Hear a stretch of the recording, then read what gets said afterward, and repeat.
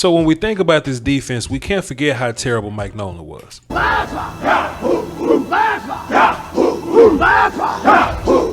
We just can't forget how terrible Mike Nolan was, man. Like, he looked at Randy Gregory straight in the eye. He's on the right side of your screen here, 94. He's going to be 94 for the duration of this film. He looked Randy Gregory right in the face and said, yeah, let's get Dorn some snaps.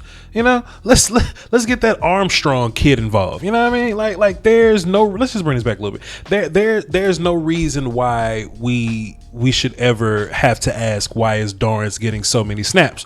But we do. Hopefully this year, luckily I would say, because, you know, Mike has already made the statement. Dan Quinn has already made the statement that they're excited about Randy Gregory and what he can bring to the table, man. Let's just, like, this is last year, right? This is last year, rusty Randy Gregory. And I say rusty because, like, let's not forget he hasn't played a full season yet, right? Just a full season plus full off season, OTAs, mini camps and all that. Like, he'll drink his off season, you know, protein shakes and his peanut butter to get big and all that like everybody else does, right? But what he's missing is those in-game reps. So when I look at Randy Gregory and I call him rusty, I mean he's rusty. Like, guys, you know, guys that are worse than Randy, right? Just other guys on the line or whatever, they have more snaps than Randy. But Randy's one of those dudes. Let's not forget, ladies and gentlemen, Randy, like I always say, he's one of those guys that can roll off the bed and be better than you.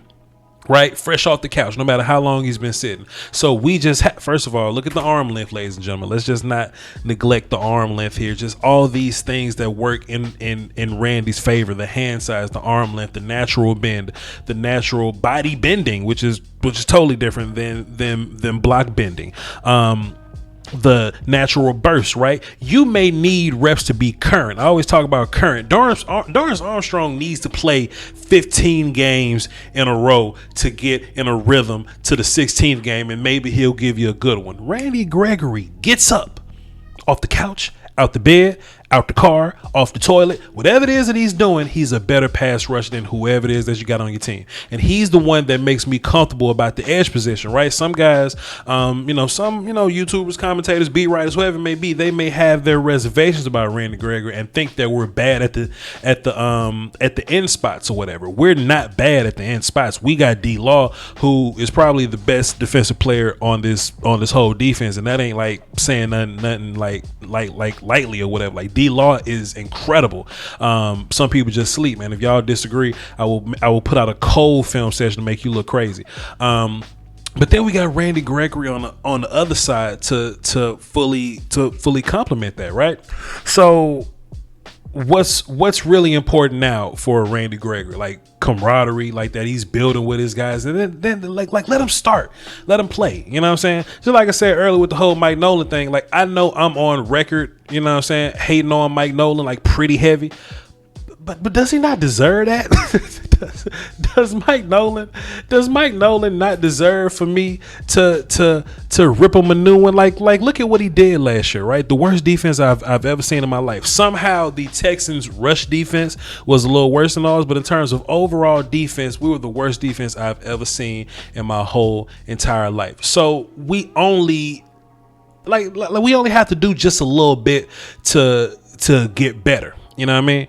And I always talked about, you know, just in this whole draft process, right? Shouts out to y'all that have found me in the draft process and are hanging around for the regular season. But what I always talked about is that we got stars. We just need role players to make our stars play like stars. So when I look at Randy Gregory, I 100% look at that dude as a star on my football team, or a guy that could be one. Check him out, man. Rushing from this 3-tech spot that Randy Gregory don't really belong in. But hey, we're gonna make it do what it do, baby. We're gonna show you natural strength. We're gonna show you all this natural quickness, and we just gonna wait a minute, time out, play it.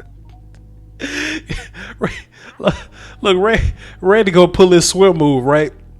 And he just gonna take 71 and put him on his back and take him all the way to the quarterback. Let's go together.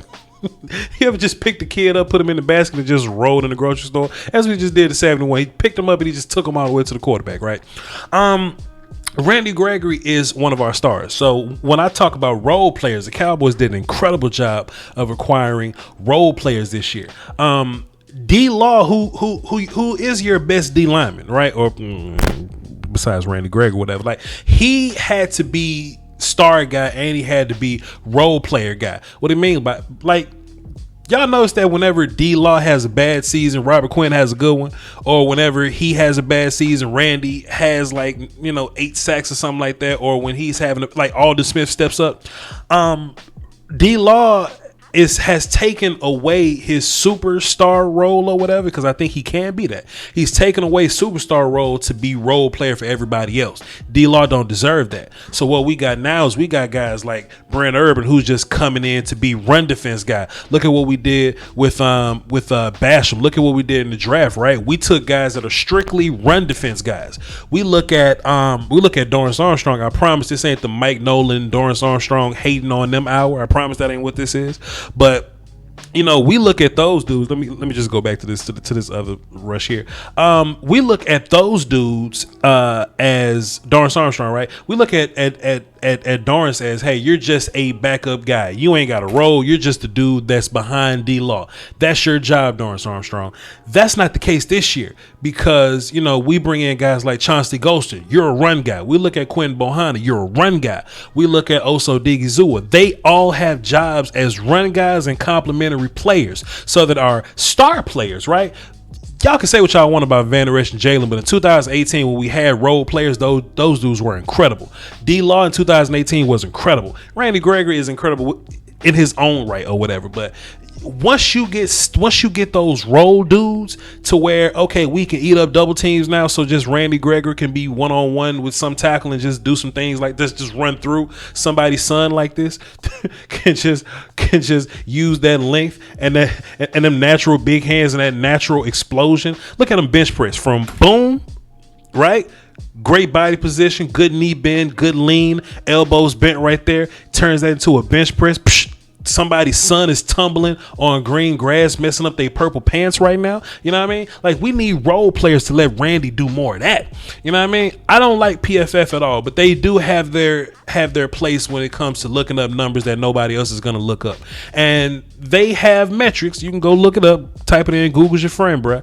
D-Law was the most double team D lineman for 2 years in a row? Something like that. Somebody fact check me, double look that up for me. So if D-Law is the most double teamed lineman, and Cowboy fans still hating on him because they do what they do, just imagine letting that dude have one-on-one scenarios. Remember those double-digit sack years or whatever? D-Law was double-digit sack guy and a demon in the run game guy because we had role players, right?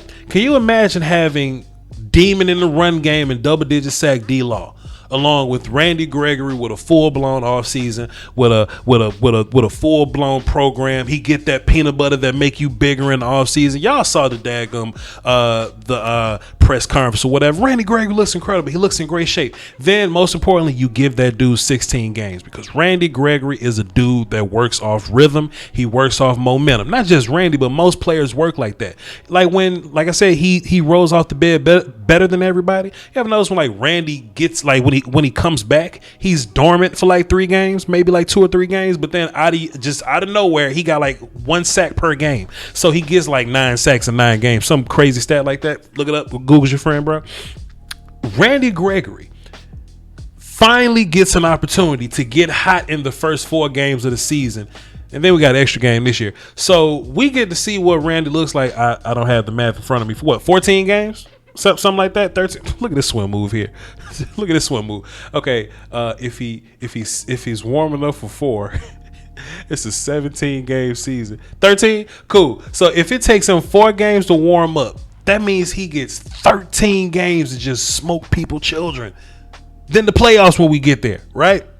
And I'm saying all this about how the defense gets better and all that type of stuff, right? We still got 4 on the other side. So what we need, I said this the other day. Maybe I was in the truck. I don't know if I said this publicly for y'all, but chat box, y'all let me know if I've said this publicly, but this is my new thought. I don't want Brent Urban playing a whole bunch of snaps. This is why I say that, because Brent Urban is our role-playing, run-stopping guy. So if Brent Urban plays a whole bunch of snaps, that means the other team is running the football a bunch. If the other team is running the football a bunch, you're probably not winning that game. What I want is Brent Urban and whoever our run guys are, right? Whether it be Osa, whether it be Chauncey, whoever the hell the run team is, even to an extent. I would say that when we look at linebackers or whatever, I would say that, you know, maybe like Van Der Esch and Jalen are our run game linebackers, right? What I want is for us to stop the run early and often. Stop the run and make the other team throw the ball. So when they throw the ball, what we get to do at that point, we get to pass rush, we get to pin our ears back, we get to bust ass. So we get to run that nickel with Randy and D-Law on the other side without having to worry about no kind of run responsibility. I don't know what the linebackers are going to look like. It could be Michael Parsons, could be Jabril Cox, could be Keanu Neal. I don't know. I just don't think Jalen's going to be on the field in a full-blown run situation or whatever. Whoever our pass rushing 3-tech is going to be, let him get involved. Pass rushing A-gap guy, let him get involved. Let's damn get Bradley and 9 involved. That's what you want. You want to make them throw the ball. You don't want a team to throw the ball when they want to. You want them uncomfortable. And if it's a situation where we just get to get upfield and bust ass without having to worry about running, which was the biggest impediment to the Cowboys defense last year, we go to the Super Bowl, Playboy. Hold on, where my damn button at? Wait, time out. Where my button? Because I said something I meant. Yeah. Hey man, look, we fix all those little problems, bro. I looked at the first few games last year or whatever. Like people make the whole garbage time conversation with me a lot.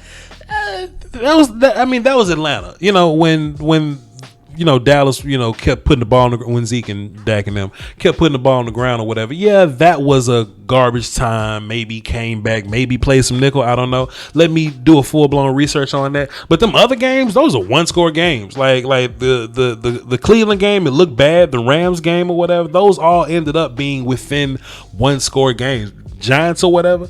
So in my mind, if we're just a little bit better than horrible, if we just regular bad, ain't no stopping us now, man. Listen, I ain't want to hold y'all too long, man. I really was gonna do some draft work. I'm working on the undrafted kids right now because Izzy and the 7th round center from Nebraska, Matt Frank.